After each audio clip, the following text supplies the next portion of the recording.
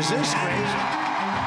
We stand on the verge of the 4 greatest years in the history of Make America Great Again. How can you be against it? Welcome to Sidebar from the Washington Post. I'm your host, Libby Casey, and I'm joined in our studio by senior political correspondent Rhonda Colvin and columnist and editorial writer James Hohmann. Well, the Trump administration, including Elon Musk and his Department of Government Efficiency, or DOGE, is moving fast to remake American government. Here are just some of the things they are doing: killing USAID and its humanitarian work and soft diplomacy, cutting billions of dollars from biomedical research funding, which will affect universities, medical centers, and clinical trials, shutting down the Consumer Financial Protection Bureau, which helps Americans not get swindled, threatening federal workers with imminent job cuts, and collecting the names of FBI employees who were assigned to investigate the January 6th Capitol attack and forcing out some high-ranking FBI officials. And that is just really a partial list. So what are the courts doing to monitor, pause, or even stop some of these efforts? And what is Congress doing about it? That's what we're talking about today: the pushback or the system of checks. Okay, James, there are 3 co-equal branches of government. This is like our Schoolhouse Rocks test: the executive branch, which is the White House; legislative, which is Congress; and judicial, which are the courts. Is the emphasis really on co-equal? The founders were very clear that they saw these as separate and equal branches of government that would check and balance each other. It is the brilliance of the design, along with, by the way, which will come into play when we talk about lawsuits, state governments too. Federalism is part of that pie that the founders designed, and that it has gotten us, 250 years. Let's dive into what the congressional response is right now to all these Trump actions, Rhonda. What are Republicans doing and saying? We have been hearing for the last few weeks, actually about a month, since the president won the election, Republicans on the Hill have been saying, look, he won, there's a mandate, and we've just got to go with it. So I have not yet heard a Republican in the House or in the Senate who has gone up against any of those things that you just read that he has done. They are sticking together. They are showing a lot of loyalty to him, and they're saying this is what the American people wanted by voting for him, and we are going to go along with it. Let's listen to what House Speaker Mike Johnson, of course Republican, had to say. Well, of course, the branches have to respect our constitutional order, but there's a lot of game yet to be played. In the interim, I will say I agree wholeheartedly with Vice President J.D. Vance, my friend, because he's right. What they're doing in the executive branch, I've been asked so many times, aren't you uncomfortable with this? No, I'm not. I met with Elon yesterday about this to get an update, and to me, it's very exciting what they're able to do, because what Elon and the DOGE effort is doing right now is what Congress has been unable to do in recent years. Rhonda, it's remarkable to hear the Speaker of the House criticize Congress for not being able to do its job. Yeah, the Speaker of the House is a constitutional officer. It is stunning to hear him lay it out that way, even say he's excited about a pseudo-government agency led by someone who was not elected to handle the job of Congress. He's giving it a ringing endorsement. He did that there in that clip. He also said it yesterday to reporters on the Hill that he believes they've uncovered a lot and that there's some excitement to be had. But is he ceding his power? I mean, are Republicans just ceding their power? They could make some of these same actions, right, through laws, like through passing laws. They could. I think ceding their power is a good way to look at it or phrase it right now. I'm not sure if it's going to last forever, because we have had Republicans, especially when it comes to tariffs, say, you know what, this might hurt my state, this might hurt my constituents.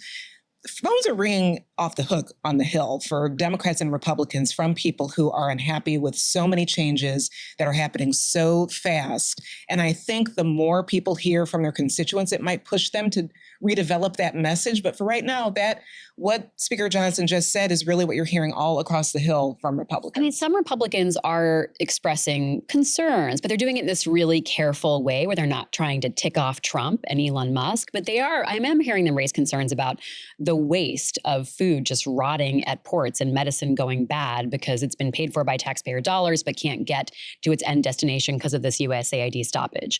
Or folks saying, well, maybe we can do a carve out for this one thing that we have to get in my state, or this one group of workers who are really important to my state, Rhonda.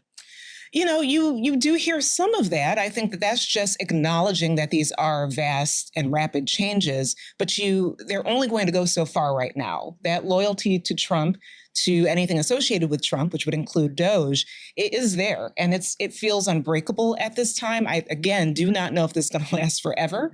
But never does. Right. It never does. Yes. We usually change. Things are very short-lived in Washington, even though they feel like they're happening forever. But, I do think there is some admitting that these are widespread changes that are affecting people, but there is no legislation I have seen to tackle Doge or to curb it right now, at least from the Republicans. Right, and right. I think they're going to stay on message for a little bit. Yeah. Yeah, no, I mean, it's pretty remarkable.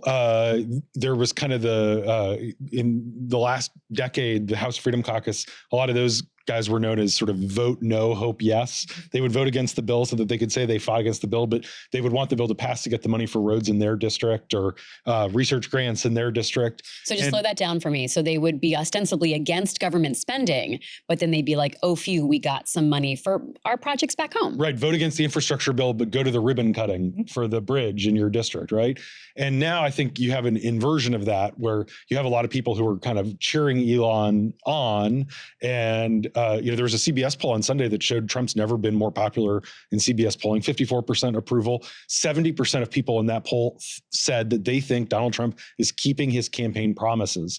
And so there is this sense among Republicans of let's be seen as cheering on efforts to go after inefficiency in government, cut waste, fraud, and abuse, but also maneuver quietly and behind the scenes to protect our parochial interests. And you're already starting to see more and more examples of this, where like what? Particular USAID programs, for example, where members of Congress care deeply because they've seen firsthand what it can do. And so we're talking not just about the sort of charitable goodness, but also the soft power that America can yield abroad due to some of these programs. Exactly. Right? Okay. On tariffs, as Rhonda mentioned, Chuck Grassley, most senior Republican senator from Iowa, saying, well, let's have exemptions for potash, which has grown in my state.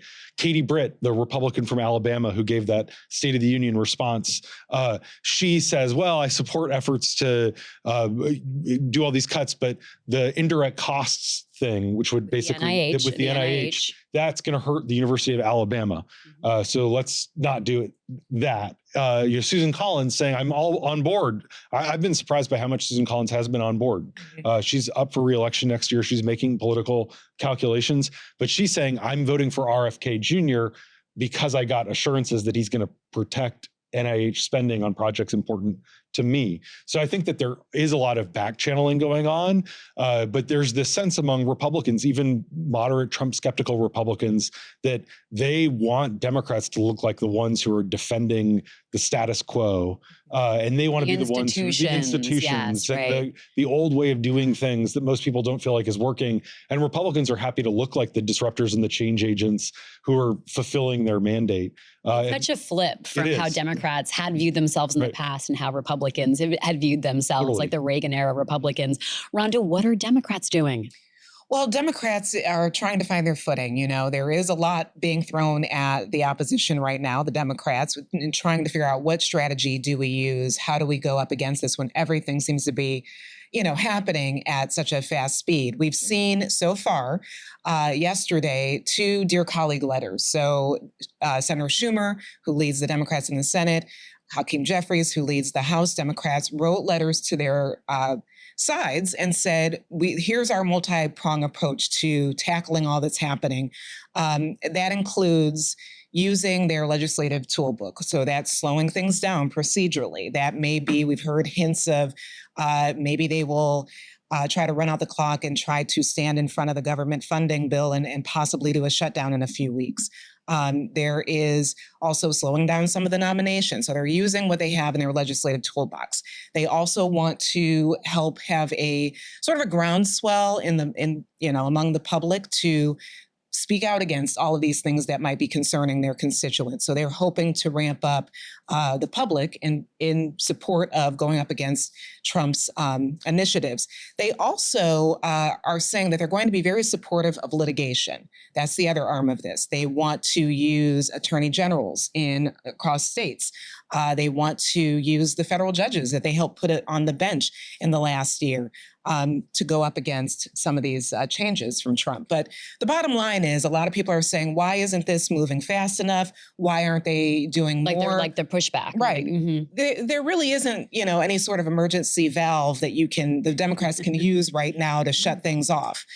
Congress moves slow. It is on purpose that legislative bodies move slow. So there it really isn't a lot they can do. And I do think that they are acknowledging that they can't do much. One thing I do keep hearing, though, is they remind each other that Republicans only have a 3-seat majority in the House. So for almost everything, they are going to need Democrats to back them, including the government funding bill that's up in a few weeks.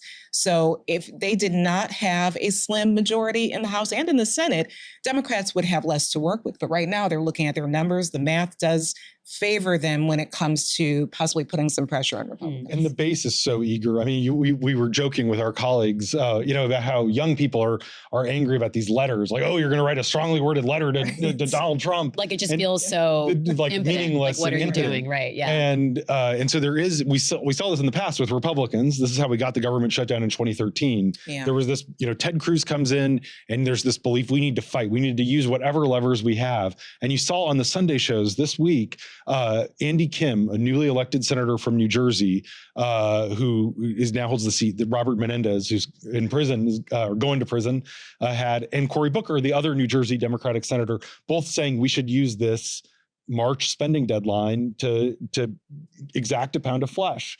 And I talked to another Senate Democrat who was very nervous yesterday about this sort of shutdown threat, because Democrats, the base wants them to look like they're fighting, that they're doing something. But this person I talked to was nervous that it's going to end up looking like Democrats are being intransigent, obstructionist. But also, this senator said, when there's a government shutdown, the OMB gets to decide what's essential and what's not essential. And so you have this mounting pressure to shut down the government. But then you could have Russ Vought, the director of the budget office, being like, well, all the stuff you like non-essential, all the stuff Republicans like essential, and then it could end up backfiring, not just politically, but policy-wise on Democrats. So it's one of those fascinating conversations that's happening inside the Dem caucus. And shutdowns just aren't a good look. Never. Democrats know that. But Republicans are the ones in control. Like they literally have control of every of the executive branch and of both houses of Congress. And to that end, let's play what Hakeem Jeffries, the top Democrat in the House, had to say about this sort of hands-tied moment. What leverage do we have? Republicans have repeatedly lectured America. They control the House, the Senate, and the presidency. It's their government. And that's the argument you'll hear. If it does come to a government shutdown, they'll try to pin it on Republicans. But you're right, James. They could be, what's the saying, cutting off their nose to spite their face. Elizabeth Warren, Senator Warren from Massachusetts, led a rally at the CPB, which she helped to create during the Obama years. So we are seeing lawmakers, Democratic lawmakers, try to get out and get in front of USAID, get outside OMB, get in these locations to try to get some attention on things they want to see survive and continue. But we'll see sort of how much this protest movement takes. I'm still talking to, employees of agencies who are afraid to go to these events because they're worried about getting sort of tagged and then losing their jobs. So. Yeah. There is that. They have been doing a lot of public-facing things in the last week, going to these agencies that are, trying to push their federal workers out. I know there was a cell phone video last week of Senator Markey, who tried to go to one of the agencies and talk to a DOJ representative, and that DOJ representative said he wasn't going to meet with him. And it's startling to see that. So they are trying to, use the public to, create that groundswell. The other thing is they are doing some specific moves, not sure how they'll work out, but there are now a few whistleblower sites and portals that Senator Schumer said that they're going to be putting up so that the public can call in or write in and report any abuses in government. Hakeem Jeffries on the House side said he has started a rapid response and litigation work group that will be led by Joe Neguse, who is sort of an up-and-comer on the Democrat side. So they are trying to appear that they are doing something with all that they have. But again, Congress moves very slowly. There isn't a lot a minority can do. And I just have to say, though, just as a person who has covered a state legislature and the Hill, it's really an interesting time that people now are getting really interested in, okay, well, can Congress do this? Can Congress do that? These are the times, and we saw it with the first Trump administration, where people are starting to ask questions about what Congress does. So if anything, this is a lovely time to understand some civic education and understand what the legislative branch does. Stick with sidebar. We'll talk you through it. Let's talk about the judicial branch, because Rhonda, you said that Democrats are trying to sort of support, give some momentum to lawsuits. So, James, there are more than 40 lawsuits already. I mean, there's probably been even more filed since I sat down in this chair to stop all of these various things the Trump administration is running at fast and hard. What are the biggest actions that have been paused or stopped? So the two big ones to focus on it. There was a freeze on the freeze. so the OMB put out a memo saying there's going to be a spending freeze, and then a judge said, no, you can't freeze the spending. And while we hear arguments about the merits of that, you need to keep putting out money. That judge said Monday that the government continues to freeze in certain areas, and basically said, you're defying this court order, you better put the money out. And so that sets up a pretty significant test of will Trump comply with this court order. The other two big ones are the Treasury Department had its access to sensitive taxpayer information, payment systems limited to only civil servants. The Trump people are appealing that and saying it's unfair that Scott Bessent, the Secretary of the Treasury, can't access basically the government's checkbook. Because the guys who were working for Elon Musk, and I say guys, but it's mostly very young men who have, we don't know what their qualifications are, if they have any. They've been accessing this information, and they have not gone through the clearance process, any kind of, background check, anything. So that was the court was like, no. And the judge said this could cause irreparable harm. And in fact, a lot of what we know is frankly based on Washington Post reporting. The litigants in these suits are citing the Post when they're going to the government, and they're saying, we don't know what the Doge guys have access to or what they've done. And so that you have a temporary restraining order there. And then the third really big one is this freeze basically on the voluntary buyouts, the separation agreement of federal workers got this fork in the road email that we talked about last week. And a judge said, hold on, let's ascertain the legality of this before the deadline ends. So those are just three of the 40. I just want to pause there for a moment, because the legality, the questions, will they even get paid? There's a lot of gray areas in this very sort of shoestring, fork in the road messaging. And there's no actual guarantee that a federal worker would get paid according to the emails and the agreement. So there's just a lot to get worked out that isn't clear. Yeah. And so, there's all this sort of tactical stuff. And then I think it's important to kind of look at the bigger picture. And let's do that. Talk to us about the bigger picture, James, and the pushback that Donald Trump himself, J.D. Vance himself, are really giving at this moment to the power of the judiciary branch. So 8 years ago, Donald Trump raged against judges. It's not new for Trump to attack judges by name, attack their children. We've seen that before. It's bad. What's different this time is that you have the vice president out there tweeting on Sunday, the judicial branch can't tell the executive branch how to do its job. And basically, we don't need to listen. Functionally threatening to defy court orders about how to operate the executive branch. So basically saying, the court can tell us the Treasury Department can't access, the Treasury political appointees can't access these data, but we could go do it anyway if we want. Now, so far, there's not an indication that they actually are openly defying court orders. They are actually, in that particular case, the government has appealed it to a higher court. The First Circuit has asked for a quick judgment. It will probably end up going to the Supreme Court. It is a 6-3 conservative liberal court. They will likely, in many cases, but not all, be inclined to support Trump's arguments. So the Trump people are kind of blustering right now, but there is a very real, it's a threat. And also you're sort of working the refs. Are you basically threatening the judiciary? If you keep ruling against us, we're just going to start ignoring you.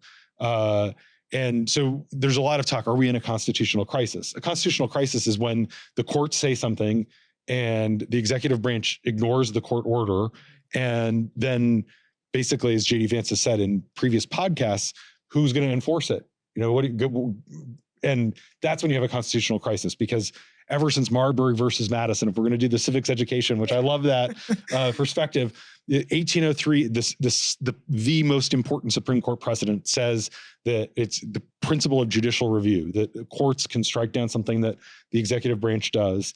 And so you'd be basically throwing out this super precedent if Trump was just like, no, I'm not going to follow the court. And then the question is like, who would force Trump to follow what the court said? That's where you get into a real constitutional crisis. So I think there's danger signs, there's threats, there's warnings, there's cause for concern, but we're not quite there yet of like Trump going beyond just sort of like what I think thus far has been bluster that's pretty consistent with where he's been before. Let's listen to Donald Trump's most recent comments about judges.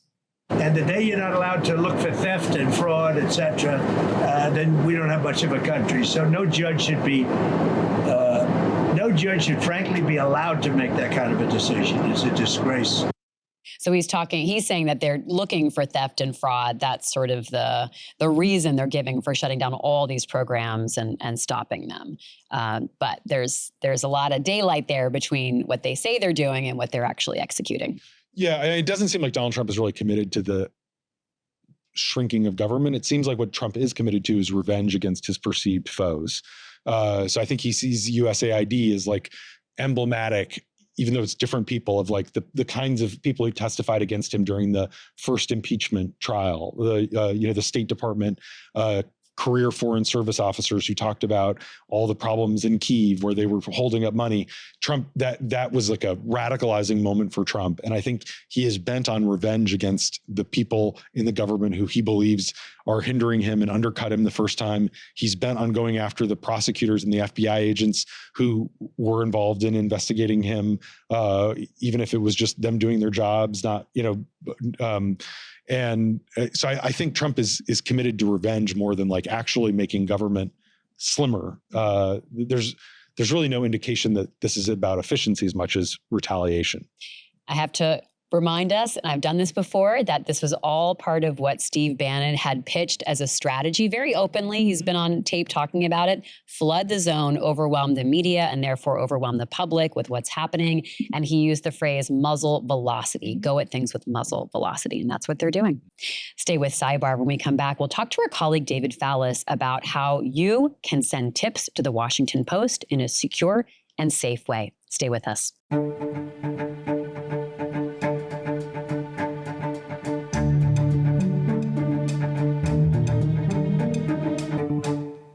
This is Sidebar from the Washington Post. Joining us now is our colleague David Fallis, the Washington Post investigations editor. Thank you so much for coming in to talk to us.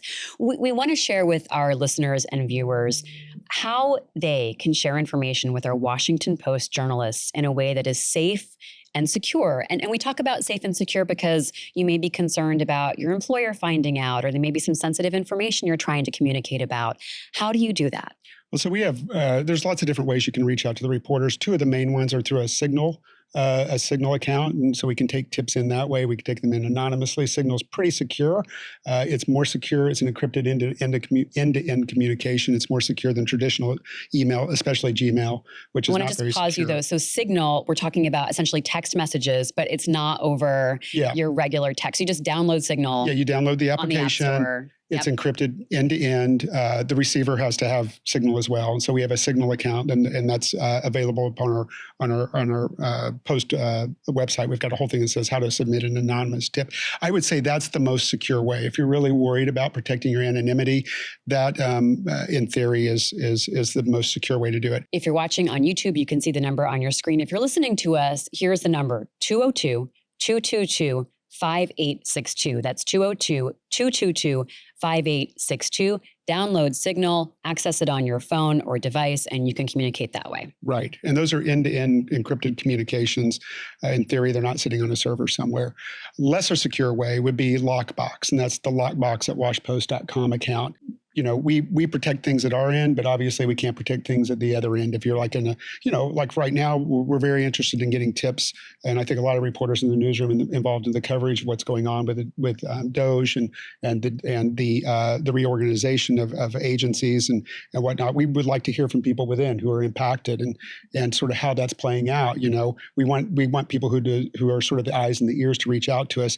I would be careful about emailing from government accounts if you're there, because those are one of the things they're looking at. So that email address is lockbox@washpost.com. Again, all one word, lockbox@washpost.com. Secure on our end. People should be careful about the security. Yeah, if you're in you got to think about the email account that you're sending it from. It could be sitting on a server somewhere.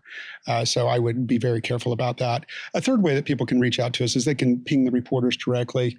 All of our reporters, sometimes with the stories they're doing, they have call outs where they'll say, I'm writing about Doge and FEMA. If you want to reach out to me, you work in FEMA. And a lot of those reporters have their own Signal accounts. So you're reaching out to the reporter directly instead of reaching out to the Post writ large, which would get vetted. And then there's a good old fashioned just picking up the phone and calling the reporter. I will say it's pretty, it's pretty hard sometimes to get the reporters on the phone just because they're so busy. I've been around a long time, and I remember phones ringing in the newsroom. That doesn't happen very much anymore, and so a lot of it's done digitally. And so I get that. That's a more convenient way. David, what are you looking for, and what are our journalists looking for in terms of tips and information? I think that's the hardest thing to sort of convey to people is that, what I usually tell people, like, well, what kind of things are you interested in? Usually I ask them to do sort of, the first test is this something that is this something that the public doesn't know? And, we are the public. We're essentially the eyes and the ears of the public. And so if the public doesn't know this, is it by design? Is it obfuscation? Is it a secret that's hidden? But if the public did know this, would it have a fair impact in terms of scope or harm, or how many people would be impacted? And so if it meets that sort of secrecy test, like, oh my gosh, a lot of people should know this, and it's a lot of people that would be impacted, then we're probably more interested in the tip. The kinds of things that we're not interested in, generally speaking, and there's exceptions to all these rules, are like contractual disputes between individuals. I get a lot of emails, I'm suing my neighbor over this or that, and that's that's a private matter. It doesn't really rise to the level of news. The exception to that would be if it's like some sort of a property dispute that speaks to some sort of a larger national issue that we're looking at. So it's sort of hard to say never approach us with that kind of stuff. But a lot of times I think that there's, in terms of educating people about the kinds of things that we're interested in, it's really sort of getting under the hood into places that we don't have access. And I like tips that potentially impact a lot of people and that the public would be wiser for or would want to know about should they not know about it. Those are sort of the tests that I tend to apply to tips. If someone reaches out through Signal or Lockbox, finds a reporter and contacts them directly, what sort of protections do we afford them? What do they need to know about sort of the ground rules of sharing information and making sure that they aren't jeopardized in some way? That's a great question. I think there's a lot of confusion about that. What I usually tell the reporters to do is establish those ground rules very quickly so that the person that you're talking to is fully apprised of how the information will or will not be used. We will take tips either completely off the record, meaning the conversation never happened, and it's not actionable. We can't really, under post policy, if somebody tells me something off the record, I can know it, but it's not actionable in any way. The conversation didn't happen. We can take tips on background, and that means it's somehow actionable. Usually you want to have a really clear discussion with the reporter about what they can and can't do with this, because you don't want to inadvertently get somebody in trouble or identify them by, if you tell me something and I call you and she's the only person that you told, you're going to know exactly where I got it. And so that's a very real bank shot that the reporters should be careful about. And good reporters will go out of their way to tell sources this. And then you can, of course, tell us things on the record. We love that. I mean, the strongest investigative stories that we do are the ones where we have sources on the record. A lot of times, those relationships are fungible. And so you can start off the record, and that's usually the safest place to start and then negotiate and go back and forth. A lot of times over the course of my career in doing investigative projects and reporting, I will ask people to provide me documents, internal documents, or point me to people. I want somebody to be my Sherpa on an investigation. And those people very often stay completely in the background. They're the wizard behind the curtain that nobody ever knows about, but they're sort of directing me and pointing me in ways that I can act upon without outing them or causing a problem for them. Sometimes it's a boon for people to call us up and say, I work at such and such agency, and there's this document that you should FOIA. And if you FOIA this, you're going to see this, this, and that. That's a huge help because it protects the individual often. We don't have subpoena power. We're not law enforcement agents. One of the few tools that we do have are Open Records Act requests. And so if we know something is there and we request it, we have a much better chance that we're going to be able to get the document, and it protects the source in the end. So our reporters will lay the ground rules, explain things, but a source can also talk through it, like ask questions, talk through it with the reporter that you're talking to, and get those ground rules established so you feel comfortable. Yeah, 100%. I would encourage them to do that. You want to make sure there's not ambiguity. You don't want the source to sort of inadvertently. I mean, look, ultimately, at the end of the day, you're trying to advance a story. And so you want to have a level of comfort and trust with the tipster or the source. And the way to do that is to really be super clear about how they can and can't be identified, or should they not be identified. And it's tricky. I mean, it takes a lot of times sources will come forward hesitantly. They'll trickle out a little piece of information. You'll go check it out. And then, there's a cat and mouse game. Maybe they're trying to suss out whether they really want to take the risk. A lot of it is dependent upon the risk that they're taking. And so the greater the risk, the more care and handling that you really have to do in terms of like making sure not to burn somebody and to sort of gain their trust. But in general, we live and die by sources. I mean, Watergate began with a tip to Woodward. They protected Felt's name for decades until he sort of self-disclosed when he was like in his 90s to Vanity Fair, I think it was. And then Bob and Carl came out and confirmed it. But, Deep Throat played a role in history. And so there's a long, strong, rich tradition of protecting our sources at the Post. David Fallis, investigations editor, thank you so much for talking with us. Sure. Yeah, really appreciate it. James, Rhonda, thanks to you as well. We'll be back on Thursday with another episode of Sidebar from the Washington Post. I'm Libby Casey, and we'll talk to you then.